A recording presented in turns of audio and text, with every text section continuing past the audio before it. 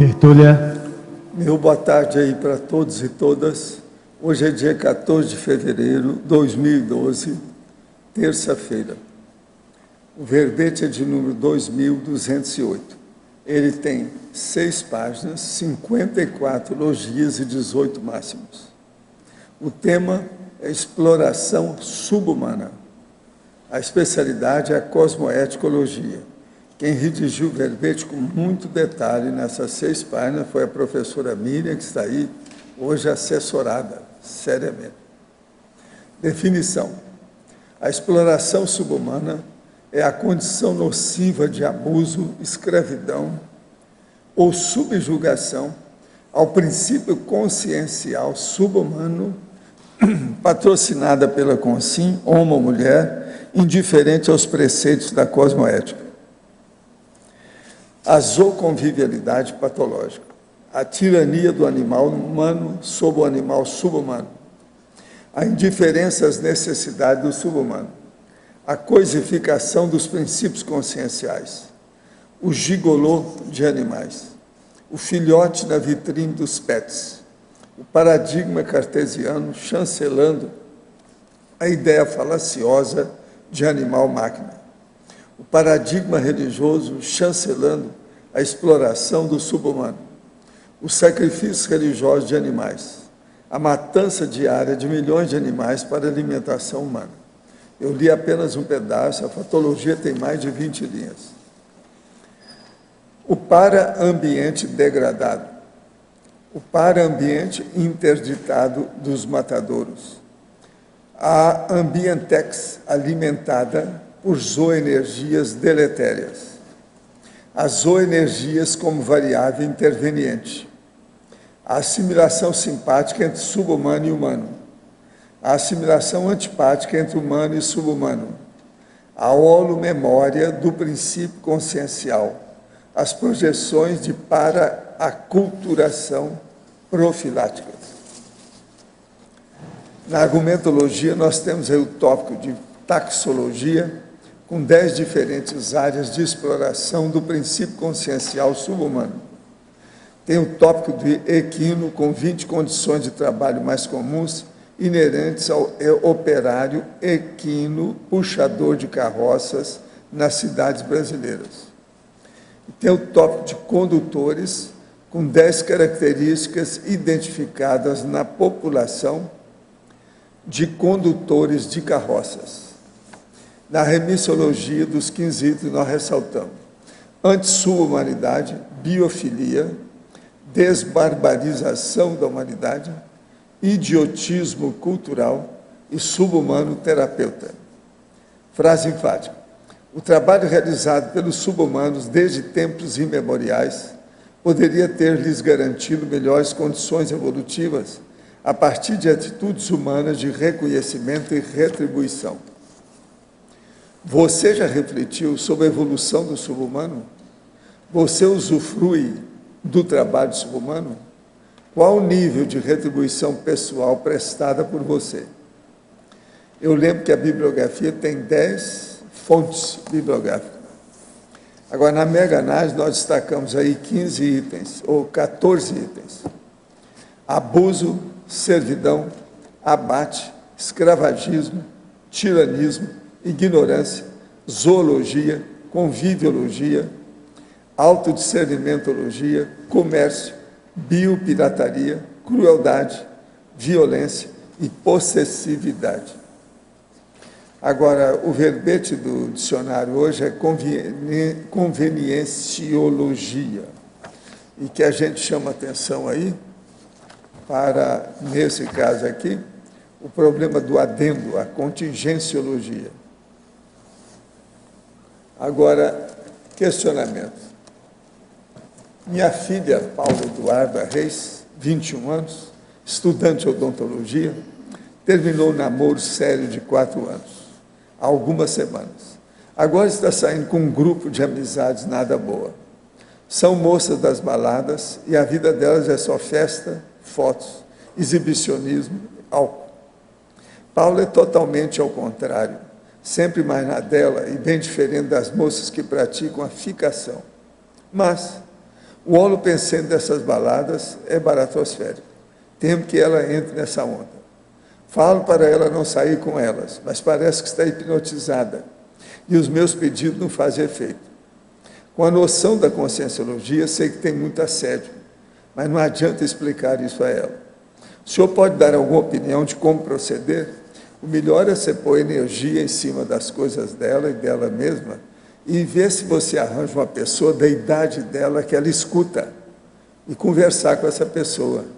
Uma pessoa que seja fora dessa turma, uma outra, mais ou menos da mesma idade dela, porque às vezes aí a pessoa vai escutar na mesma faixa etária.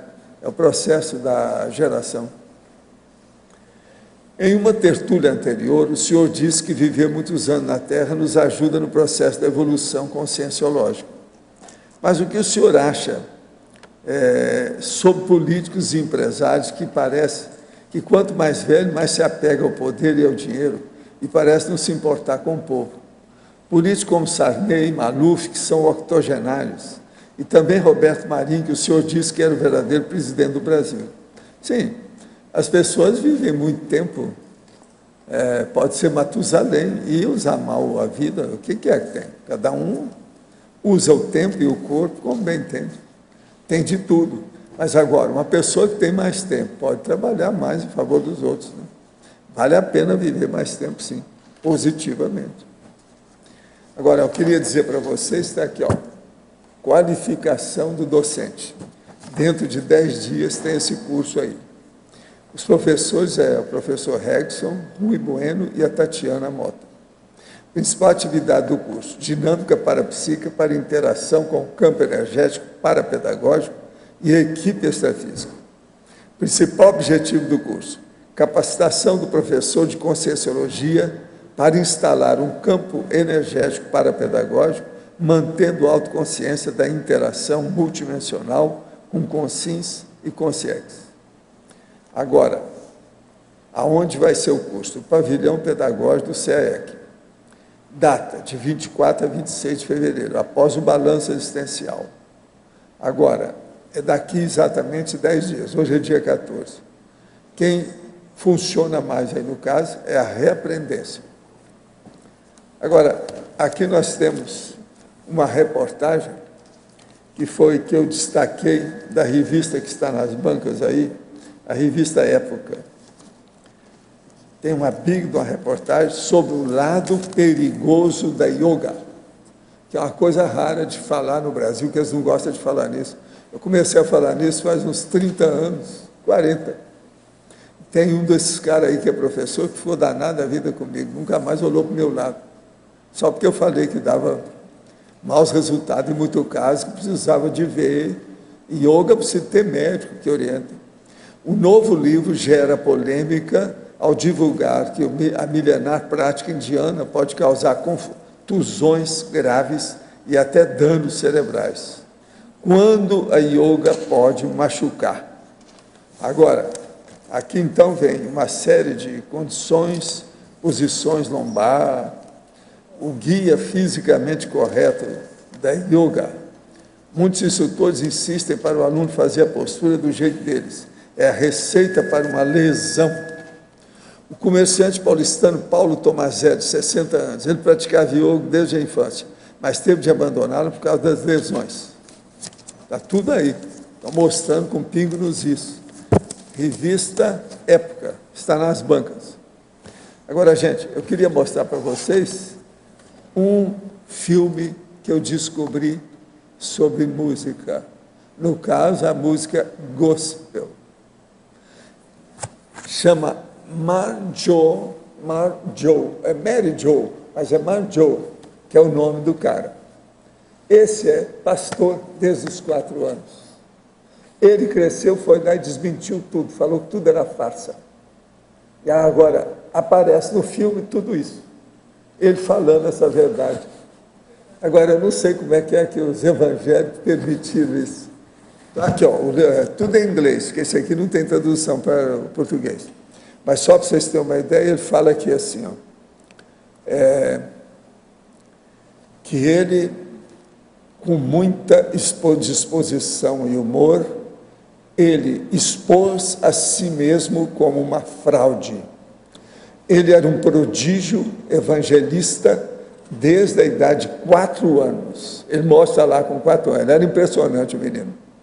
Mas agora foi tudo feito, a sedução, etc., tal, o negócio todo pelos pais.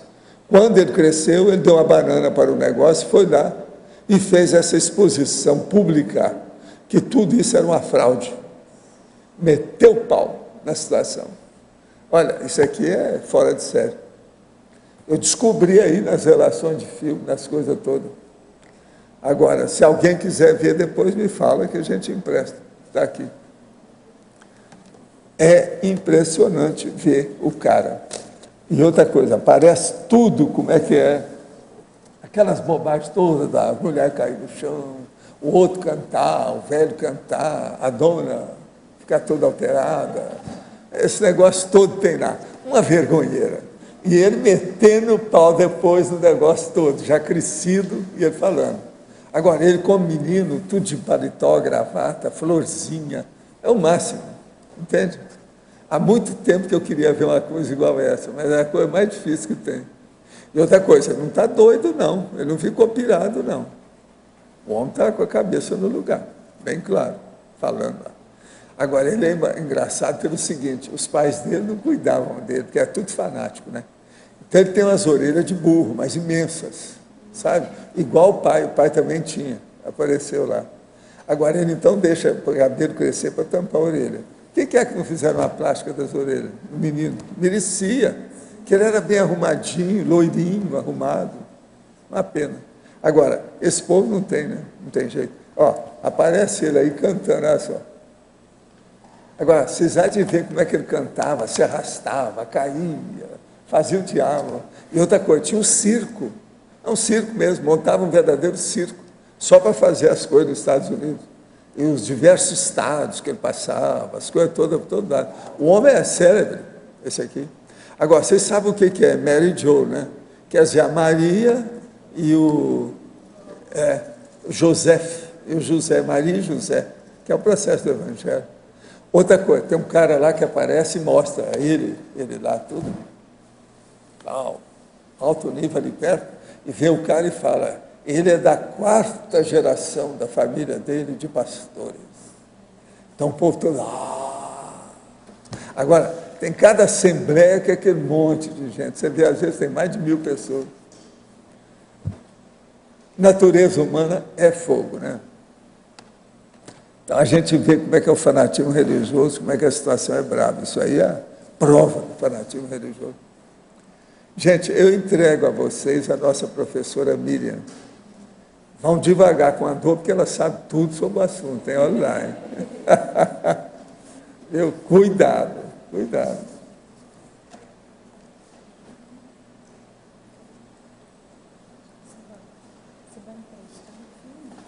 Bom, você quer? Você não viu, né? Miriam, aqui. Gostaria de que você ampliara da fatologia, página 17, quase o final, a antepenúltima linha. Sim. As oportunidades humanas de desenvolver a megafraternidade. Que coisas você tem, assim como mais de urgência, né, a respeito do... Nós temos tudo de urgente, praticamente, porque eu penso que a situação que se encontra a sociedade hoje, ela nos dá muitas oportunidades para a gente assistir. E é na assistência que se desenvolve a fraternidade até chegarmos na mega fraternidade. Em relação especificamente ao subhumano, o que nós vemos hoje, praticamente, vamos pegar a cidade de Foz do Iguaçu, nós temos uma média de 35 mil animais errantes pela cidade. Esses 35 mil animais errantes pela cidade, eles estão necessitando de assistência. Então, é uma oportunidade que nós temos de exercer a mega-fraternidade. No Tratado Reurbanizados, o professor Valdo coloca que a zooconvivialidade, a fitoconvivialidade é o início para o desenvolvimento da megafraternidade. Então, se estes animais, ou se a superpopulação subhumana, planetária, se torna invisível aos nossos olhos, então a nossa qualidade e a nossa categoria como assistentes conscienciais, já que são consciências em evolução, ela fica deixando a desejar, fica aquém. Então, todo pedido de ajuda é uma oportunidade para que a gente possa desenvolver a fraternidade. Miriam, e na página 17, na quinta linha, os eufemismos alienantes. Você poderia citar aí algum? Você chegou a identificar algum desses eufemismos relacionado ao tema? Sim. Boi verde. Boi verde é um eufemismo alienante. Quer dizer, frango orgânico é outro eufemismo alienante. A própria palavra bate é um eufemismo alienante. Quer dizer, qualquer palavra que substitui, que quer maquiar, que quer dar uma outra conotação. Edulcorar, né? Adocicar, mascarar, ela acaba sendo alienante. Se nós perguntarmos hoje para uma criança de onde é que vem o bife que ela come, talvez ela não saiba nos dizer, ela vai nos dizer que é do supermercado. Então, a urbanidade nos fez muito bem, mas nós não podemos perder o discernimento. Hoje nós temos crianças que não conhecem determinados animais nem via internet. Então, eu lembro na TV o Oliver, né, aquele cozinheiro inglês, ele fez uma experiência nas escolas nos Estados Unidos e mostrou uma berinjela, um tomate, um pepino. As crianças não sabiam o que era. Quer dizer, existe na era da informação falta de informação. Então, essa situação de onde é que vem, qual é a origem, né? Numa época de extremo consumismo, temos, então, uma oportunidade para a gente desenvolver o autodiscernimento desta maneira. Da onde vem esse produto que eu estou consumindo? Na hora que eu consumo o produto, eu estou assinando embaixo de que demanda? Tá? E isso para qualquer coisa, para qualquer produto que hoje existe no mercado. Ainda aí na página 17, agora na parafatologia, você poderia comentar aí um pouquinho mais sobre o paraambiente interditado dos matadouros? No livro de Diários de Projetor, do professor Valdo, ali ele coloca, né, a chegada num local no interior, onde extrafisicamente o ambiente estava interditado, porque ali acontecia a matança de animais. O que acontece regularmente, comumente, vulgarmente, continuadamente em todo o Brasil, principalmente nas grandes fazendas, no interior do estado. Ali geralmente são lugares mais afastados da cidade, né? Porque eles têm ainda todos os dejetos, ainda tem toda a sonorização do processo. Então, é um processo que acaba sendo distanciado, né? Tem um distanciamento. Estas energias excretadas, emitidas por aqueles princípios conscienciais que sabem ou que estão em processo de abate, ele vai formar um holopensene denso o suficiente e atrativo o suficiente para atrair, então, as consciências energívoras. Ali, então, para o projetor, acaba se constituindo num ambiente interditado. Mas essa interdição é exatamente pelo processo anticosmoético daquelas energias conscienciais, daqueles princípios conscienciais. E hoje já se sabe pelos estudos que o animal sabe, pressente e reage ao processo do abate. A energia do sofrimento, né? Energia de sofrimento. Como existe a conscienciosfera, né? Quer dizer, todas as consciências, através da energia que são os dois fatos do universo, estão interligadas, quando existe uma grande quantidade de energia de sofrimento, todos nós, por questão de assimilação, até porque vivemos no mesmo planeta, nós acaba respingando para nós. Então, quando as pessoas às vezes dizem, mas qual é o problema, qual é a preocupação? Mas nem que fosse por um altruísmo egoísta, elas deveriam se preocupar também em que qual conscienciosfera, qual nível de energia consciencial o planeta está enrolado, né? O que nós produzimos? Animal é uma consciência, ele também é um produtor de energia consciencial.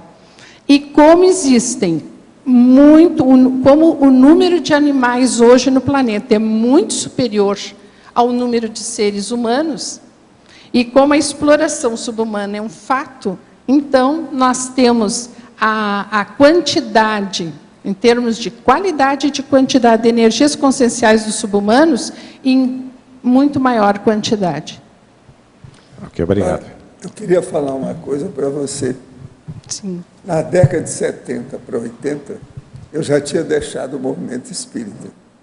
Mas eu conheci uma senhora que era boníssima, fazia muita assistência aos outros de todo tipo, e era no Meia, mais ou menos na Zona Norte, lá para aquele lado. Agora, lá pelas tantas, ela foi com uma comissão atrás de mim. Falou assim, eu sei que o senhor deixou o movimento espírita, mas eu queria que o senhor visitasse o local que nós estamos fazendo a reunião, que nós não aguentamos mais. A pressão que existe, o negócio é muito difícil. Agora, eu fui olhar, não estava muito longe do Curtume Carioca. Então, o negócio do Curtume Carioca estava invadindo a área deles. Eu, então, fui durante algumas semanas, uma vez por semana lá, para fazer o encapsulamento do lugar e limpar o ambiente, até que serenou tudo. Aí eu deixei. Com isso, uma opção de gente que estava lá começou a frequentar depois o Centro da Consciência Contínua comigo. Agora, o ambiente é terrível, devido ao Curtume Carioca. Você já viu falar que no Rio tem isso? Curtume Carioca. Existe lá. Sim. Agora, só porque era o lugar de abatedouro de animais bravos, sério, grande, na Zona Norte. Agora, aquilo repercutia no bairro inteiro, tudo quanto é lado ali. E ela foi fazer, ela tinha uma casa lá, o lugar era ótimo para aquilo, não tinha condições de sair de lá. Então, agora nós fomos, ninguém falou nada, eu só fui para sentir o negócio. Desde o primeiro dia eu falei, não, isso aqui é o processo, o que é que tem aí perto? Deve ter um curtume. Eu falei, tem um curtume carioca. E mostraram, você podia ver a distância, onde é que era o curtume. Pra você ter uma ideia como é que esse negócio influi. E além disso, né, professor, os curtumes, eles têm todos os resíduos sólidos, todos os dejetos. Não sai fácil. Tem um processo mesmo químico. Quando fecha o curtume, é uma das coisas mais difíceis de fazer a desestigmatização. Eu sei disso. O ambiente fica estigmatizado. Isso ocorre até em fazenda, que eles matavam animais demais em fazenda. Você chega no lugar, está tudo plantado, feito outras coisas, fala, aqui não, isso aqui não está bom. Mas, Baldo, é tudo verde, tudo bonito. Não, aqui já teve outra coisa. A gente vai examinar, tinha sido lugar de matar gente, bichos, tudo quanto é jeito. Não é fácil. Outra coisa aqui. O desenho em quadrinhos pode ajudar no processo de memorização? Sim, pode. Tirar fotografias fazendo montagem de vídeo também pode ajudar nesse sentido? Pode. Tem algum livro que o senhor indica para ajudar a memória das pessoas? A minha está muito ruim, estou perdendo a lucidez. Não, a melhor coisa que você faz é fazer muita leitura de coisas mais sérias e anotar tudo. De preferência usando um laptop, por exemplo. E andar com o laptop, isso aí é importante. Porque as pessoas, no final da tarde, quando está mudando o dia para a noite, sentem-se ansiosas ou angustiadas? Não. O problema é porque tem influência da mudança de luz. É a luz do dia, do sol, quando começa a dar o crepúsculo, que vem o lusco-fusco, que vem a escuridão. Isso é a xeroftalmia, isso é um processo. A pessoa que tem pouca vitamina, por exemplo, vitamina A e outras mais, ela fica enceguecida, em parte. Isso aí altera a cabeça dela, porque você sabe, os olhos alteram o cérebro. Então, o problema todo é esse. É tanto que às 6 horas da tarde, que quase sempre durante uma boa parte das estações do ano, 6 horas é a hora de mudança, é chamado de horário da angústia humana, devido a esse processo da mudança. Li no livro Projeções da Consciência o relato que nesse período de mudança da tarde para a noite, consciências evoluídas procuram ajudar mais. Qual seria o motivo? É isso.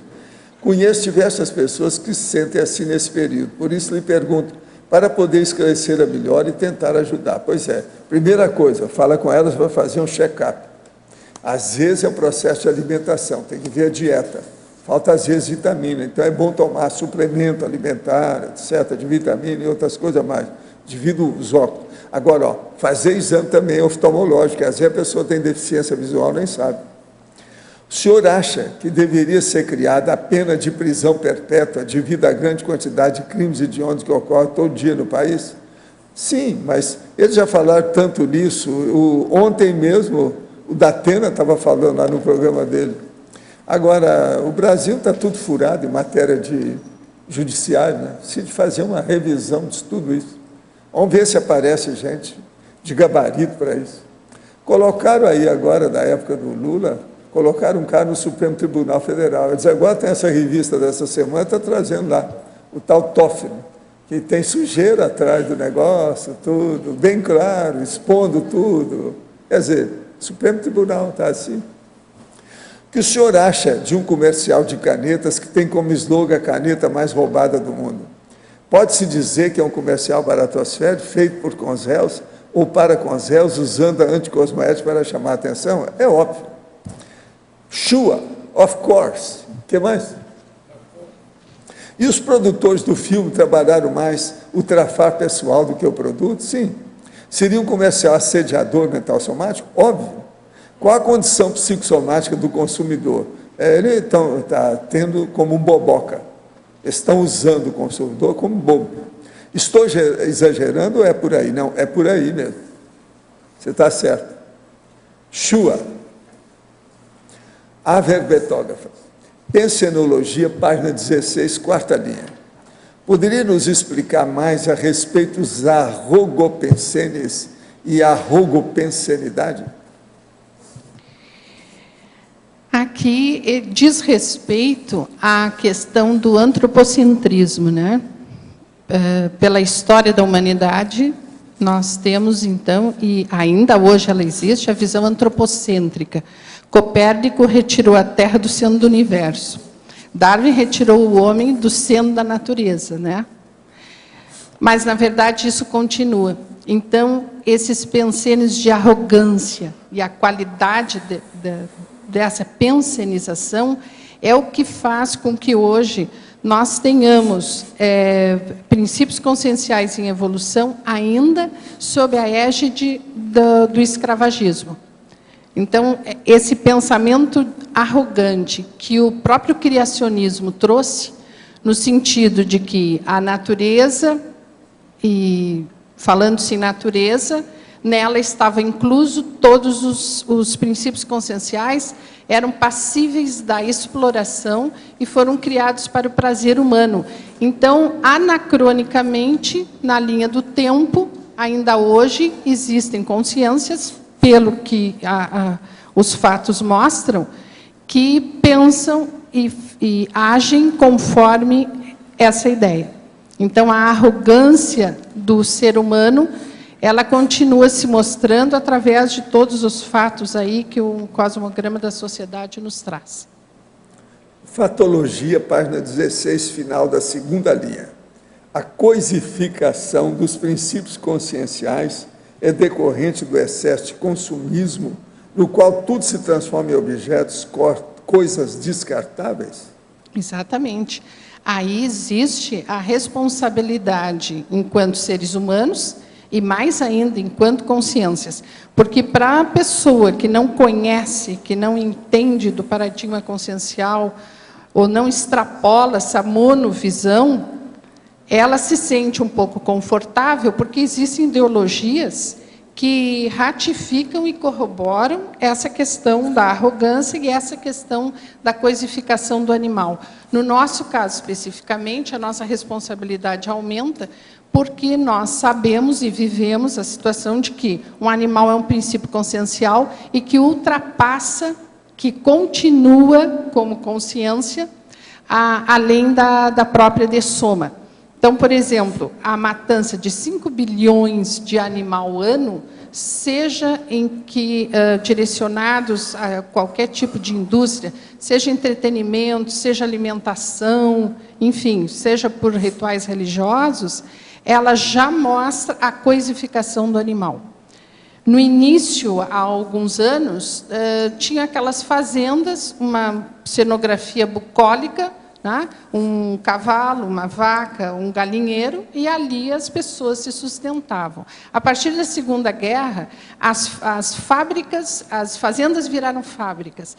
Então, a produção industrial do animal, em razão da demanda dos seres humanos, fez com que eles se tornassem mais ainda coisificados. Agora, ó, é a coisificação dos animais subhumanos que fez o homem fazer a coisificação da mulher. É usar todo o chador, burca, isso é coisificação da mulher. Exatamente. Mulher objeto. Mas, na verdade, essa escravidão, essa subjugação do animal, ela tem aí um histórico, tem a subjugação do índio, a subjugação do escravo, a subjugação da mulher. Quer dizer, ele está...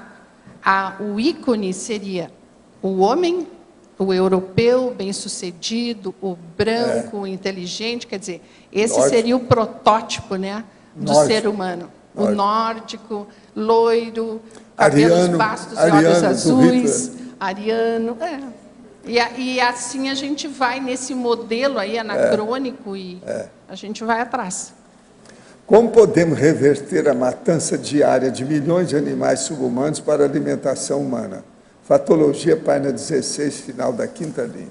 É muito simples. É a voliciologia.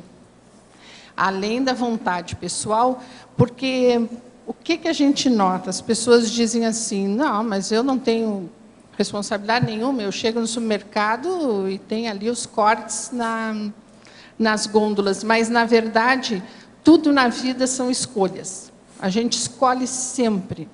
Fora do corpo, dentro do corpo, nós fazemos a escolha.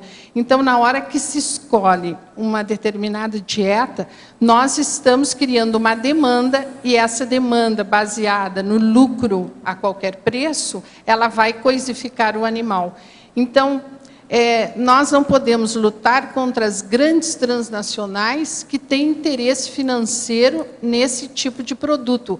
Agora, nós podemos individualmente, consciencialmente, cosmoeticamente, fazer escolhas cada vez mais éticas. Se nós temos alternativas, então, por que não escolhê-las?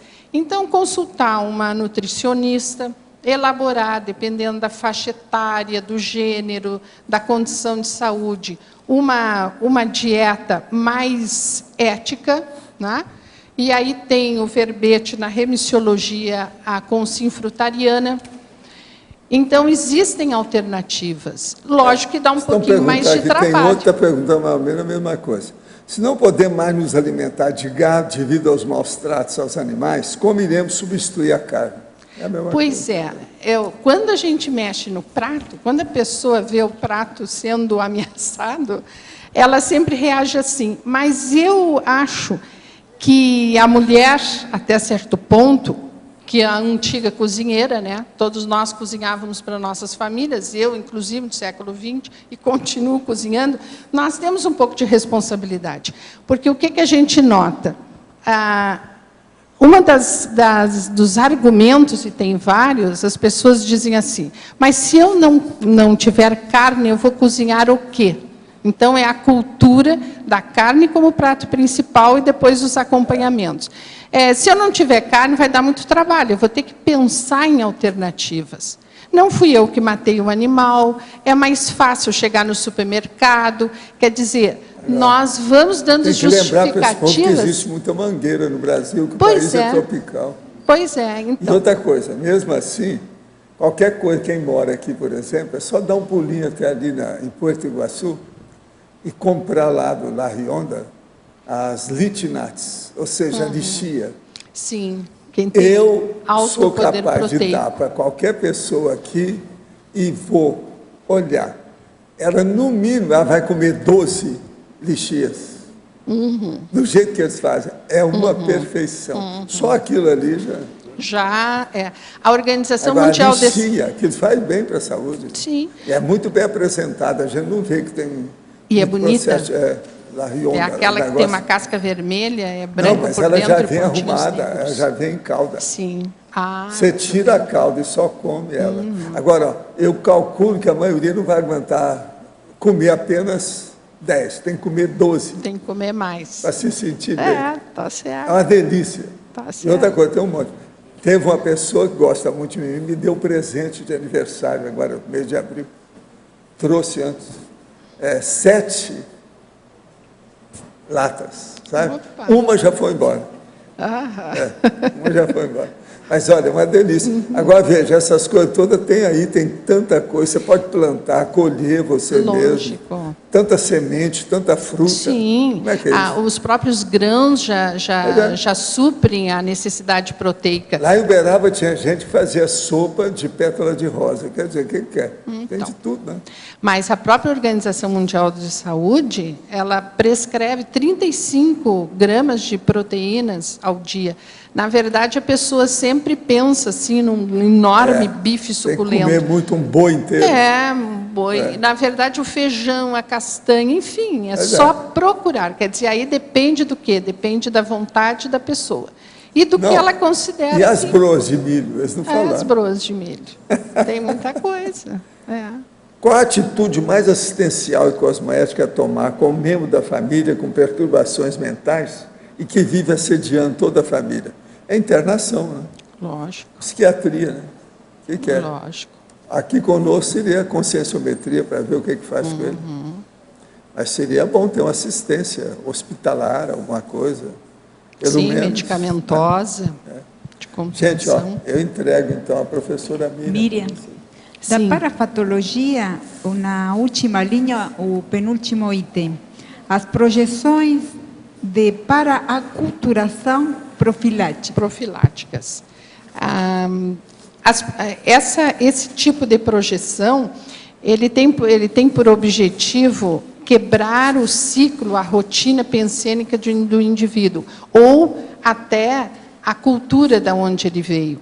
Mesmo que o mecanismo evolutivo nos faça renascer em corpo de homem ou de mulher, em países, em culturas diferenciadas, nós ainda temos um paradigma pessoal, cultural, de muito respeito. Até existe uma discussão sobre até que ponto nós devemos questionar determinadas culturas. Por exemplo, como foi falado aqui há uma ou duas tertúlias atrás, a infibulação, ela é cultural, mas ela não é legal nem moral, e muito menos cosmoética. Quer dizer, as culturas devem, sim, ser questionadas, né? Nós devemos ser intolerantes com o intolerável, nesse sentido. Aonde fere o direito à vida, seja do ser humano, ou seja do animal, nós temos que questionar, né? No caso dessas projeções, elas favorecem essa amplitude de visão. Por exemplo, no caso dos animais especificamente, existem para-animais ou para-consciências ou zooconsciências extrafísicas que têm um nível diferenciado de entendimento da linha zoológica da Terra. Então, quando nós percebemos e somos didaticamente ajudados a compreender, às vezes, os nossos apriorismos, isso facilita bastante as nossas reciclagens. Até o animal subhumano terráqueo, nós já temos uma determinada priorosmose sobre ele. Por exemplo, existe um filósofo chamado Carlos Naconesse, que tem um livro chamado Ética Animal. E ele coloca o seguinte: nós já vivemos o especismo, que é o preconceito contra determinadas espécies. Por exemplo, todo mundo ama seu cachorro e seu gato. Tá? às vezes dá até a vida por eles. Odeiam ratos e baratas, né? Odeiam. Não... E comem o boi, a vaca, etc. e tal. Quer dizer, até a relação entre essas variadas espécies, ela muda no coeficiente cosmoético. Isso é especismo. Quer dizer, o nosso caminho até a megafraternidade vai ser muito longo, mas ele tem que iniciar, ou pelo menos a gente tem que se dar conta disso. Às vezes eu ouço as pessoas dizerem, mas os chineses comem cachorro, isso aí é uma maldade. E os indianos que olham para nós e dizem assim, mas eles matam 32 milhões de bovinos ao ano no Brasil?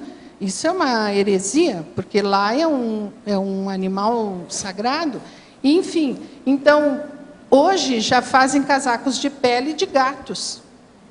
Quem é gatófilo vai se sentir ofendido.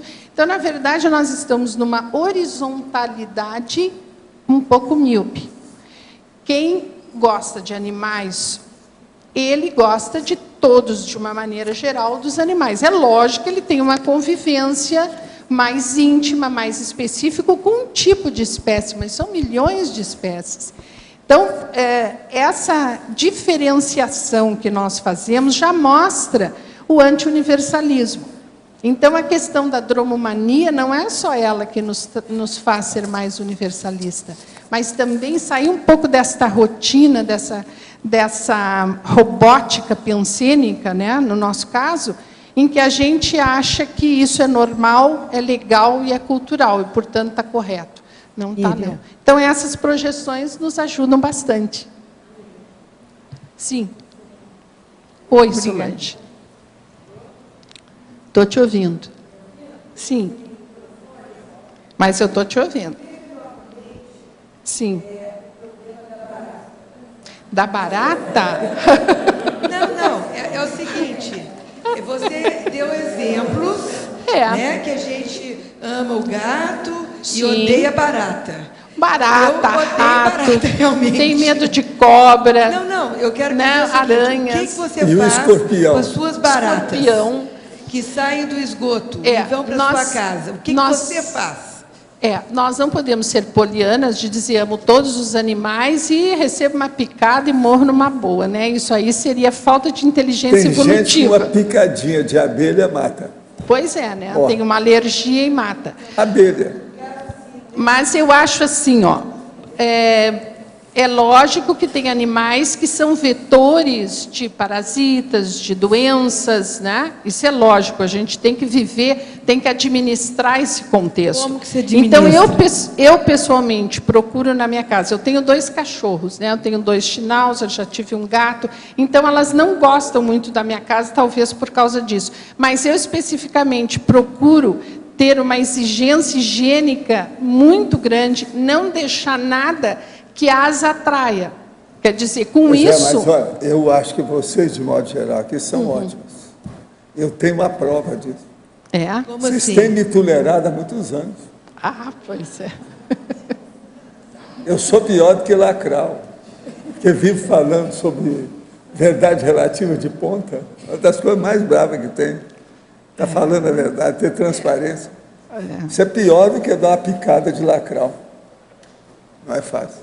Agora, Solange, não façamos que nem o barão, não sei se era Taubaté, que depois que ele morreu, tiraram baldes e baldes e baldes de baratas da mansão onde ele vivia, né? Também a gente tem que administrar essa relação.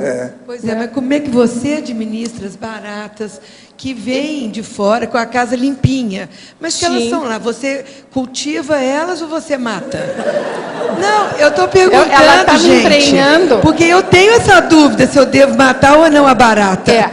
Eu vou responder por mim, não pelo meu marido.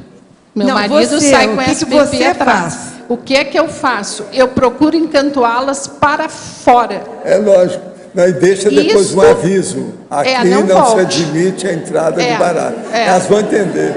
Não. Agora, A casa do vizinho é ali, mas o vizinho que administra a sua relação. Eu tento administrar a minha, né? Lógico. Mas eu melhorei um pouquinho. Antigamente eu tinha nojo, até medo, né, que a barata pudesse subir no pé. Eu acho que as pessoas, de uma maneira geral, têm isso, porque elas não são agressivas, elas são vetores de doença, mas elas não agridem como escorpião. Tem jeito de tirar a barata viva. Sou especialista tem jeito. nisso. Então, quem sabe o senhor nos dá uma dica. Mas a gente vai olhando a barata, e eu especificamente... Escuta, existem vários instrumentos que a gente tem para mexer com fruta, com bicho, com tudo isso. Sim. Eu tenho isso em casa. Aqui eles estão usando, é que se usa. Tem um negócio que você pode fazer assim e pegar até a barata, se você quiser, sem matar. Sem você esmagar, aperta ela, matar. a distância de mais de 1 metro de distância de você e leva para lá. Isso é coisa de bombeiro. E realoca. Eu tenho lá em casa, sabe? A respeito do verbete do dicionário, por que a maioria das consciências realiza certos comportamentos apenas por conveniência? Isso acontece devido ao trafar do egoísmo preponderar nessa existência? Poderia ampliar mais sobre isso? Não há dúvida que é. A conveniência depende do momento evolutivo da pessoa. Então, ela olha muito isso e não vê os direitos das outras pessoas. Isso, às vezes, é problemático. Então, é preciso da pessoa ter cosmoética e fazer o código pessoal de cosmoética. O C, sabe? PC. Agora, na doença do mal de Alzheimer, o paracérebro e o mental soma podem ficar intactos? Que ocorre normalmente nesse caso? Não, aí depende de cada caso. Tem gente que tem o mal de Alzheimer, dessoma e fica bom praticamente, quase que imediatamente. Outros passam dezenas de anos do mesmo jeito. Depende. Qual a repercussão daquilo na intraconsciencialidade da consciência? Qual a opinião da verbetógrafa sobre o fato de muitas pessoas comprarem animais de estimação, muitas até trazendo os bichos de outro país, sabendo que temos grande número de animais nas ruas esperando ser adotados? Eu sou contrária a essa situação, porque o que mais nós temos é necessidade de pessoas que adotem os animais errantes. Porque existe uma violência quase que silenciosa nas ruas.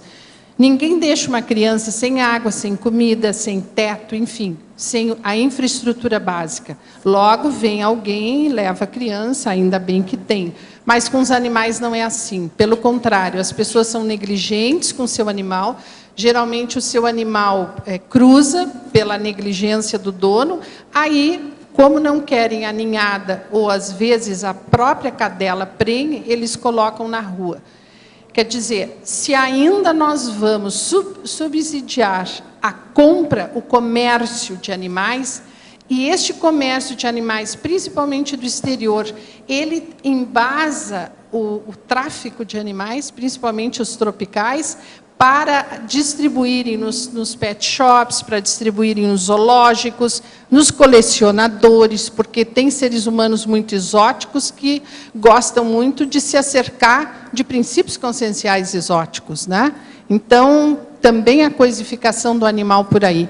Então, eu acho que nós deveríamos assistir, o olho do furacão está no animal doméstico abandonado nas ruas das cidades e estão se tornando invisíveis. Pois é, eu quero lembrar aqui que nós temos uma gatinha aí para ser adotada, uma belezinha. Então, lá na ela ONG tem... muito afetiva e gosta de companhia. Então. Tá lá no gatinho, é só chegar que a pessoa vê. E uma outra questão, professor, se o senhor me permite, é a questão da vitrine, do filhote na vitrine dos pet shops. Isso eu acho a extrema violência. As pessoas ainda levam seus filhos batem na vitrine, gostam, acham bonito, mas o animal é mais que coisificado. Ali é uma questão de violência implícita e explícita, ali é uma tortura. Então, aquele animal que, por lei, ainda a lei abriga esse tipo de coisa, ele deveria ficar no máximo 6 horas nas condições maravilhosas, na palavra aí fria, no papel da lei. Faz desse tipo do gatinho que nós temos aqui, que é uma coisa natural. Lógico. A gatinha sobe, desce, vai para casa, torna a vir. Lógico. E fica ali, o povo vê quem é. Lógico. Ela O tá animal fazendo ele vai tendo um Agora, o comportamento melhor da história é neurótico. que ela chamou o Ruivão. O Ruivão é um gatão que apareceu, mas ele só já chega a 1 metro de mim. Ele ainda não deixou passar a mão nele, ele é selvagem. A gente dá comida. Hoje ele estava lá de novo. Agora, o melhor da história, ele é selvagem, mia, igual criancinha recém-nascida. Quer dizer, ele está Esse é o sendo Ruivão, domesticado porque ele é aos ruivo. poucos. É um gato ruivo. Está Tá de sendo ver. domesticado. Agora, devido à outra que mia, está chamando a atenção para ele, então, os dois estão lá conversando. Eu não sei o que vai dar, né?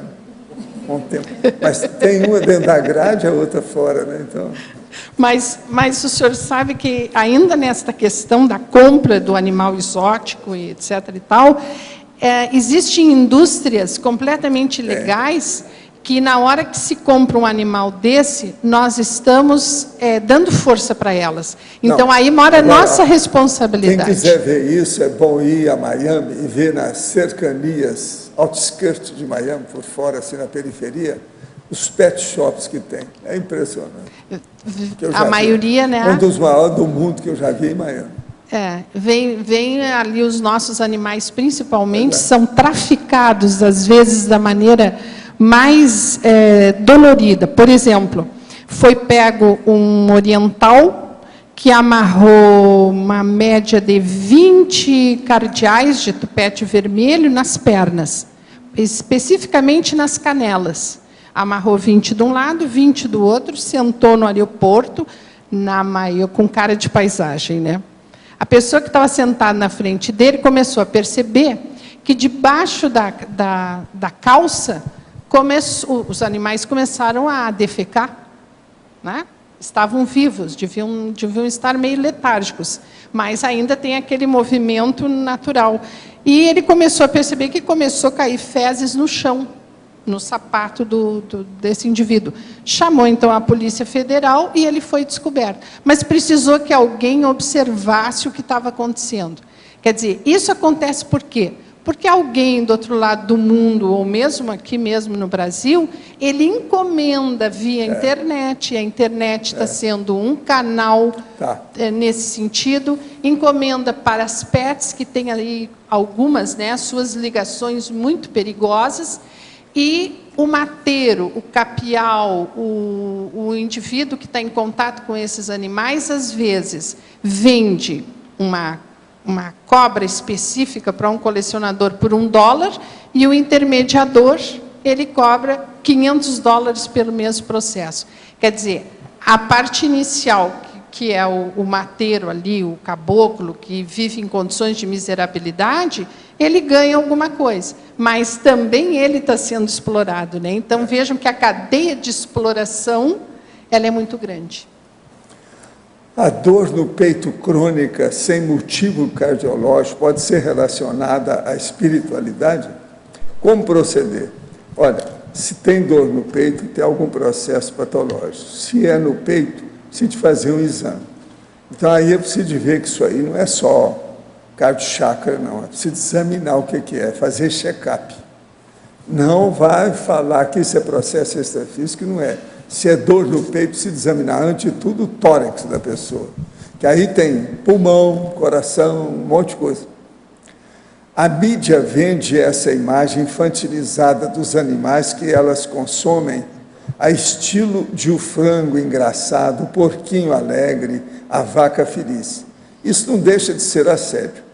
Usando essa imagem ou não, a verbetógrafa acha que o caminho é o vegetarianismo? Sim, acho, e mais ainda. Eu acho que o caminho é a dieta frutariana e mais além. O caminho seria nós não sermos mais biofágicos. Isso talvez dure milênios, mas chegaremos lá. Quer dizer, a alimentação através da unidade básica, que é o elemento, né? Que é o mineral. Então, eu acho que, como está lá no Reurbanizados, o homem animal vai se tornando homem consciência, na hora que, para que ele sobreviva, ele não precisa matar nenhum ser vivo. Preciso de orientação. Estou estudando para um concurso muito disputado, muito bem remunerado. Trabalho e o ordenado não são satisfatórios. As contas estão acumuladas, não estou conseguindo cumprir com as despesas mínimas. Porém, surgiu uma oportunidade de trabalho que exige pouco tempo. Posso fazer mais esse trabalho e continuar estudando para o concurso ou me dedico exclusivamente para o concurso? Minha mãe é idosa e está ficando doente por conta do pouco ordenado. Olha, você está mandando aí endereço, eu vou colocar na TENEP para ajudar. Agora, ó, faz o trabalho que apareceu, sempre vai ajudar. Você vai passar no concurso, mesmo com o trabalho. Para verbetógrafo, saberia dizer sobre a influência de vestuário de couro na consciência que investe? Gostaria também de saber o mesmo em relação aos carros mais sofisticados que têm bancos de couro. O couro, na influência de quem investe, já é o final do processo. O couro, na verdade, foi uma escolha de quem investe.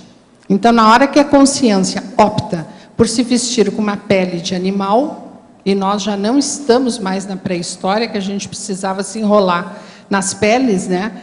Ela mostra uma falta, no meu ponto de vista, uma falta de discernimento. Quer dizer, hoje em dia existem fábricas que produzem um material artificial, inclusive pele artificial. Couroide, que chama, que imita o couro. Né? Corino, etc. e tal. Então, aí é que reside o grande momento em que a consciência pode contribuir com esse respeito ao animal. Na hora que ela vai escolher o seu sapato, na hora que ela escolhe sua bolsa, na hora que ela escolhe sua roupa, na hora que ela escolhe a alimentação.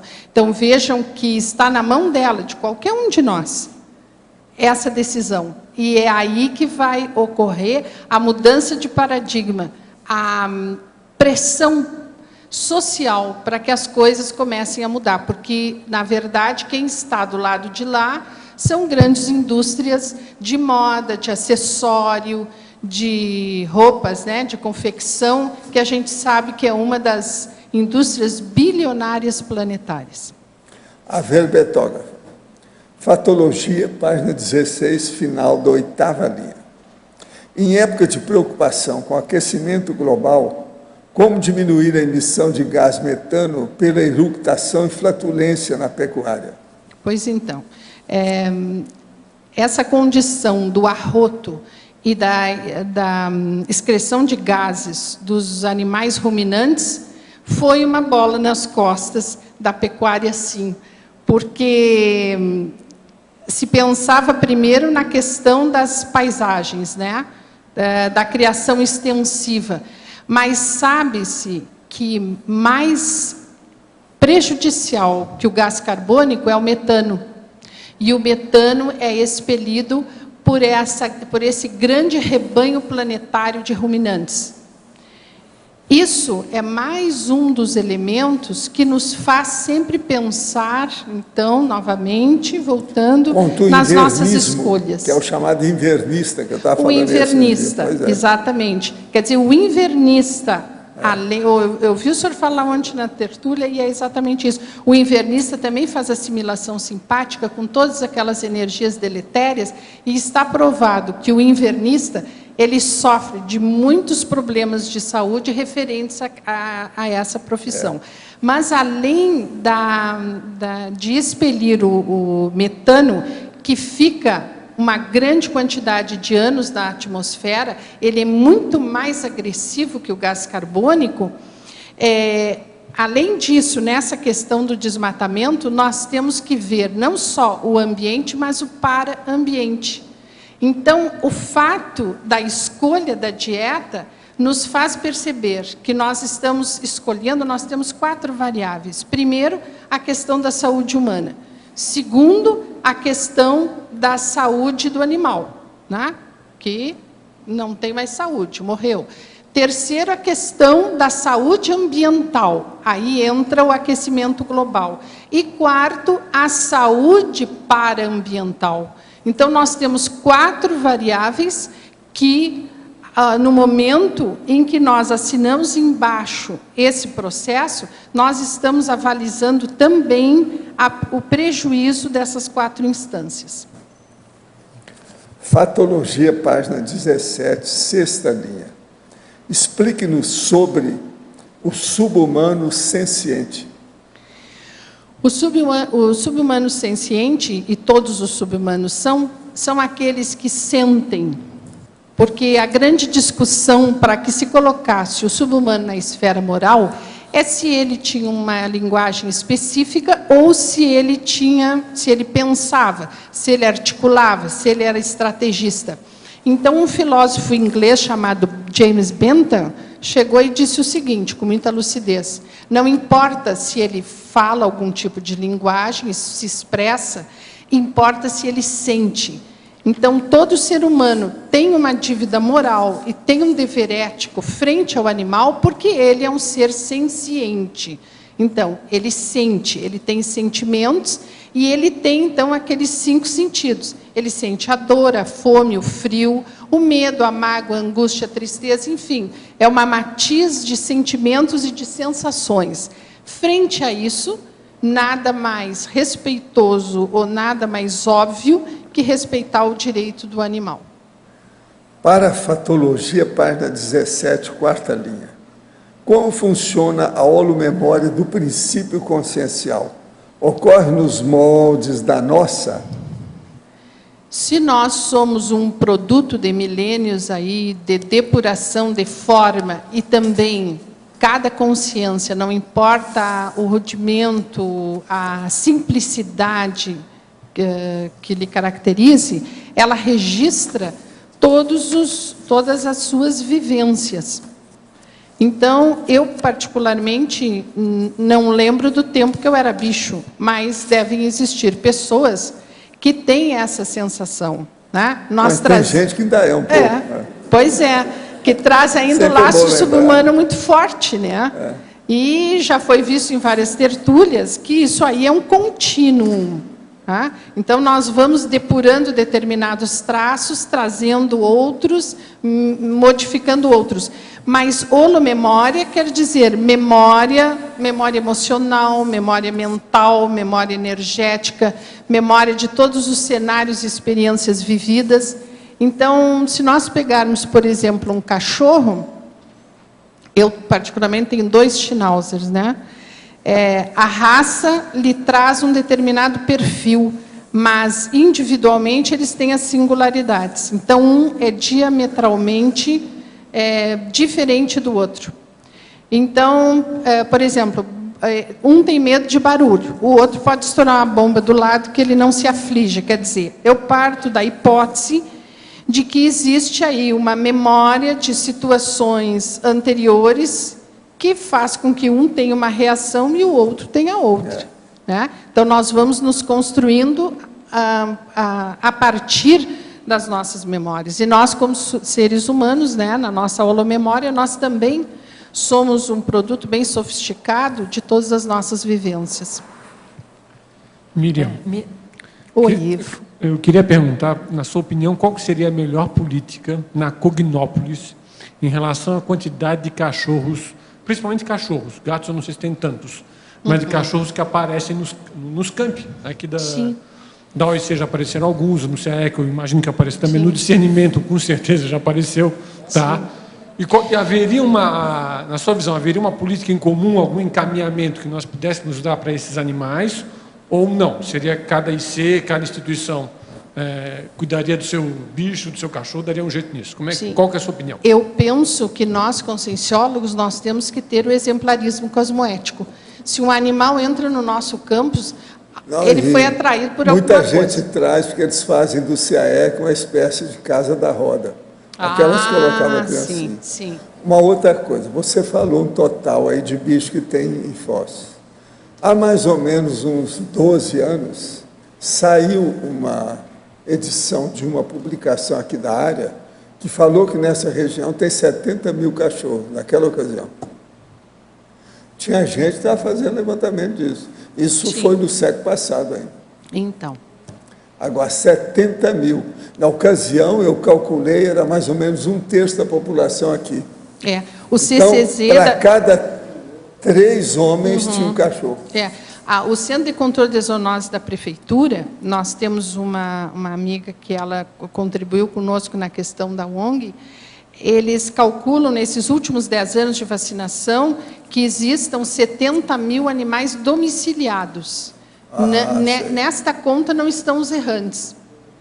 São mas calcular domiciliados. que cachorro, naquela ocasião, tinha 70 mil na área de Foz, aí, Grande Foz, Sim. a Trifron. Sim. Mas, em relação a isso, eu acho que a gente tem uma responsabilidade, não é? Nós temos, não posse em relação ao animal, mas até a expressão, o proprietário, a posse responsável, já mudou para a guarda responsável. E, sob o ponto de vista do paradigma, está correto, não está, professor? Ninguém possui uma consciência, ela apenas faz a tutoria. Eu acho que os cachorros diminuíram em Foz, nesses últimos anos, devido a esse trabalho aí. Pelo seguinte, quando a gente saía de carro, eu fazia muita experiência aí de carro com a turma, para sair no meio do mato. Isso aqui era muito despovoado. Todo dia você encontrava 1 ou 2 cachorros rodando por aí. Entende? Hoje, já passei várias vezes, você não encontra mais cachorro nenhum nessa área, porque é subindo aqui, ó. Você está entendendo? Agora a Poá vai indo lá para o meio do... Não tem assim Não agrotóxico, tem mais do jeito que alguma coisa por havia. aí? Não, mas antigamente tinha sempre. Tinha. Quase sempre 2, 3 se encontrava, tal. Eu parava para ver tudo, para ver como é que é. Tem Outra que coisa, a Graça pega tudo quanto é bicho que ela vê que está doente ou qualquer coisa na rua. Sempre foi assim. Entende? Agora, recentemente, ela pegou um, encaminhou. E outra coisa, uma cadelinha pequenininha que estava quase para morrer. Pequenininha.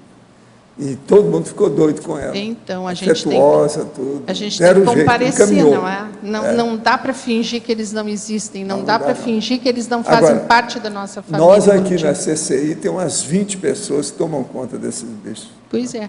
Agora, o ideal seria que, eu acho que cada campus tivesse a sua política e tivesse uma política sistêmica, não é? Pois é, porque, não, e de alguma precisava maneira... de também amparar aquela mulher que tem, às vezes, mais de 300 gatos. Isso Sim, não é fácil. Né? não é fácil. Tem uma aí que você sabe. Miriam. Mas só deixa eu fazer uma colocação. A ideia seria, né, nos 2 pontos do problema, a profilaxia e a terapêutica. Quando se faz, então, se junta, se ajuda, se participa de uma ONG, nós estamos tentando resolver um problema que não pode ser colocado só às expensas do Estado, ou da federação, ou do município, porque a gente sabe que é um processo lento.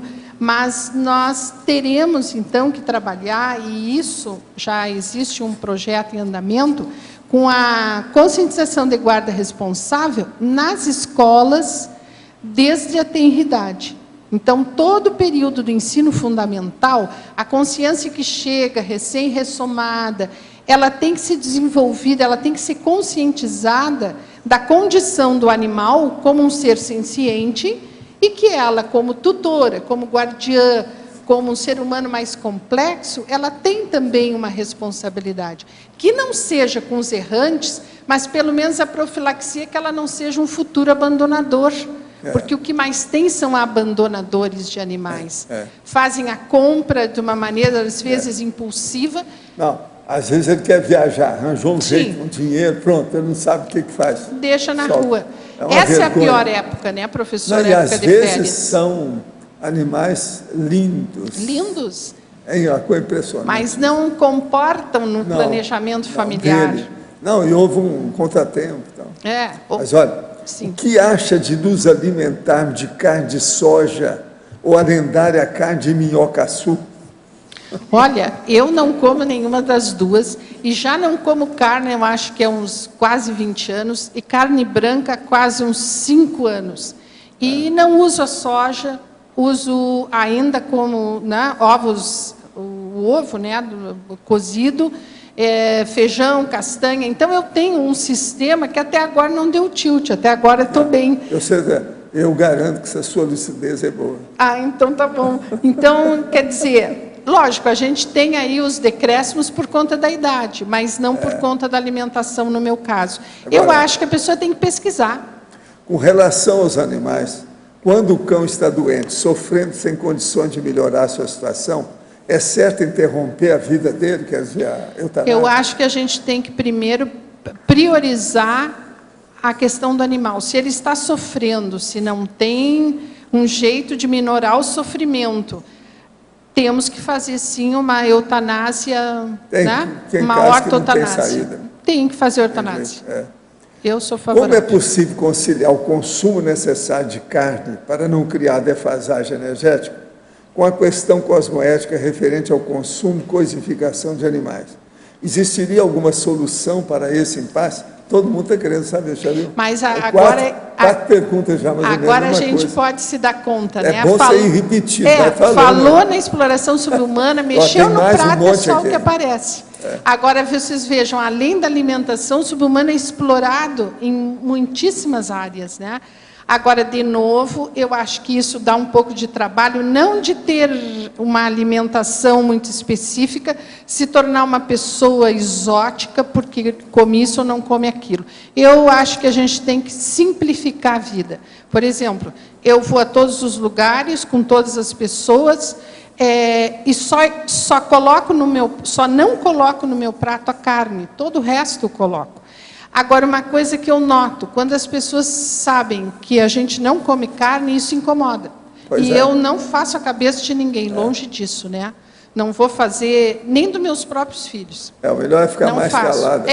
Lógico. Mas, na verdade, a gente nota, e até aqui também se nota, que a questão que mais é perguntada é a questão do prato. É o animal comida, é o animal alimento. Pelas explicações que estou ouvindo, será que é por isso que o bairro do Córrego do Dantas foi o mais atingido na tragédia do Rio de Janeiro de 2011 aqui? A tragédia de janeiro de 2011 aqui em Friburgo? Lá existia um matador e curtume que distribuía carne para os açougues. O bairro foi totalmente arrasado. Sempre fui contra a matança de animais, não gosto de carne. Quer dizer, olha, é bem possível. Pode-se levantar a possibilidade de um estigma ambiental. Realmente tinha, eu lembro quando eu estive lá, tinha isso aí. Outra coisa, ele ficava fora da montanha das prostitutas, porque lá tinha a montanha das prostitutas, que os caras iam a Friburgo para ver isso. Eu tinha que ir um lugar íngreme, elas ficavam afastadas. E era mesmo uma área de lenocínio, de prostituição. Agora, esse bairro era do outro lado. Quer dizer que, então, isso tudo foi arrasado, essa área, então, é o Córrego Dantas. Córrego Dantas. Agora, pode ser mesmo, né? É multifatorial, né? Predisposição para atrair situações de conflito. Eu tive experiência com o costume carioca. Qual a opção para as cidades brasileiras sobre o problema dos animais abandonados na rua? Parece que as leis não funcionam muito bem. Me incomoda esse quadro, mas me sinto impotente em ajudar a resolver esse problema. A professora Miriam tem alguma sugestão? Eu tenho várias sugestões. O primeiro é a gente se conscientizar e conscientizar quem está no nosso entorno para que ele não seja mais um abandonador. O segundo é fazer alguma coisa. É a história da gota d'água no oceano. Mas, na medida que a gente ajuda alguns, não podemos ajudar a todos, nós estamos contribuindo no processo. Então, que ele se aproxime de alguma associação de terceiro setor que seja, ou que ele mande e-mail para a prefeitura da cidade. Então, existem vários canais de interlocução com também o poder público.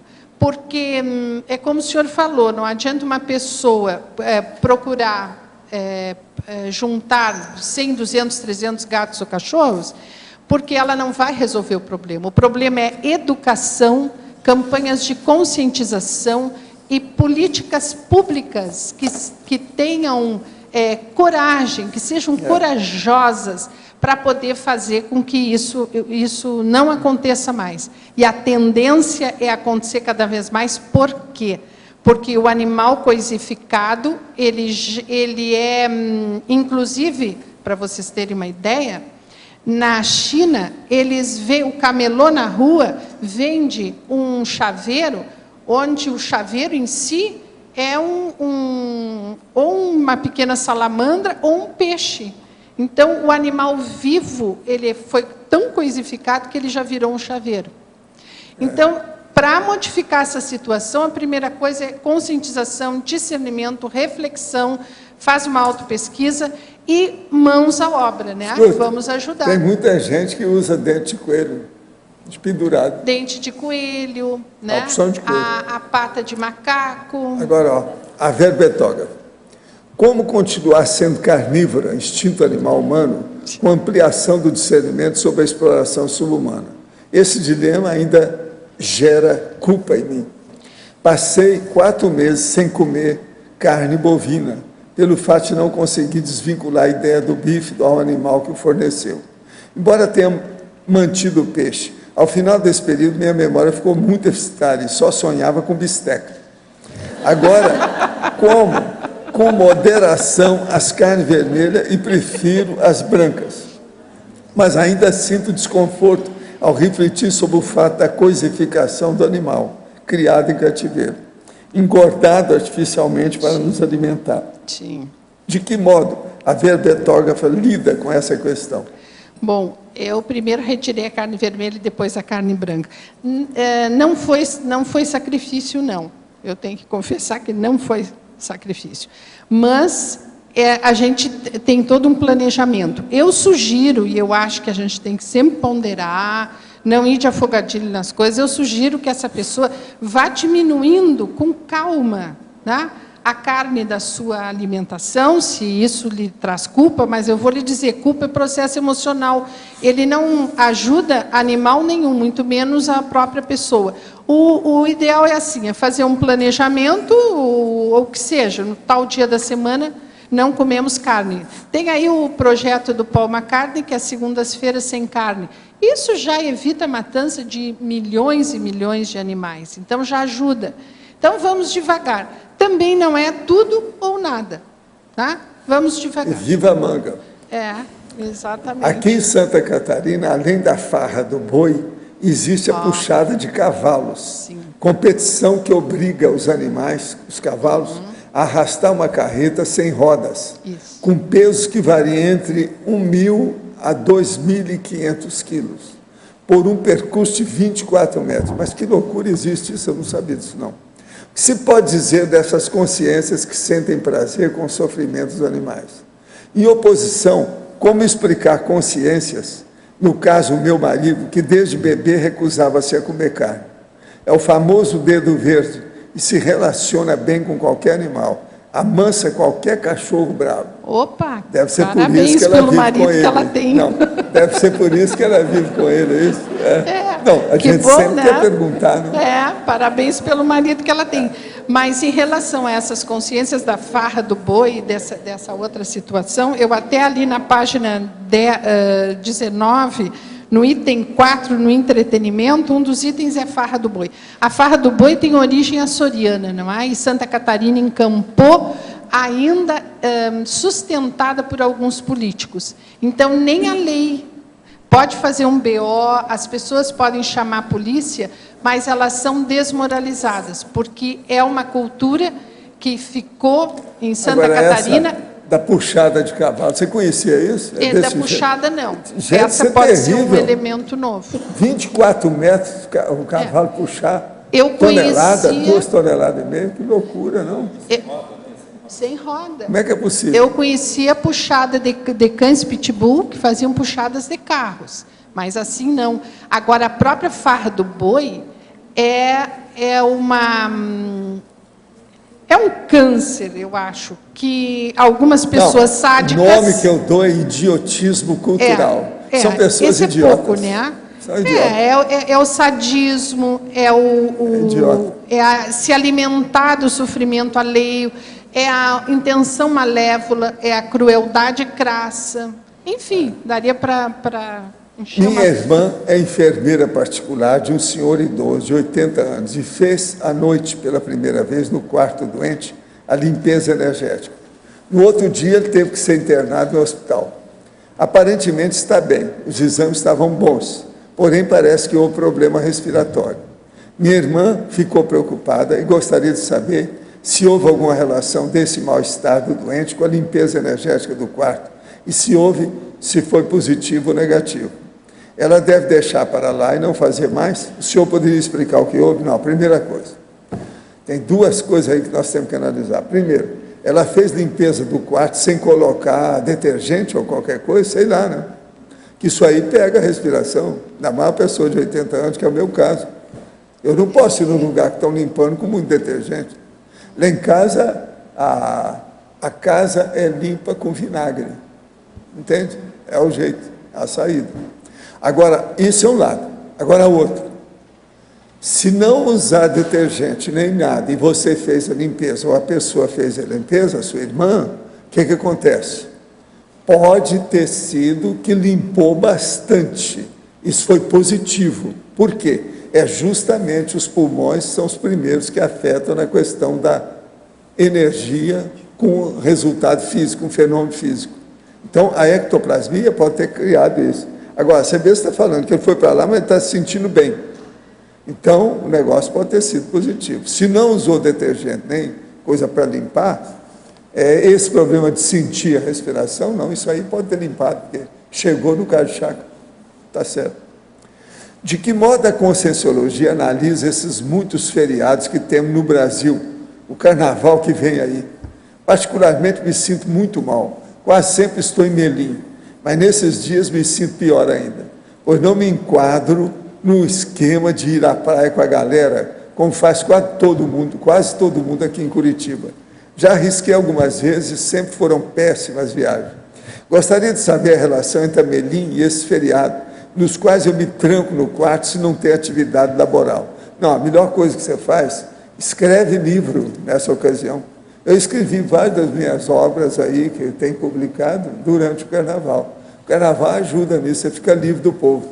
Agora, conforme o lugar, é bom você ter um apartamento bem alto, para ficar livre da barulhada que passa na rua. Porque senão nem isso você vai conseguir. Se diga com calma.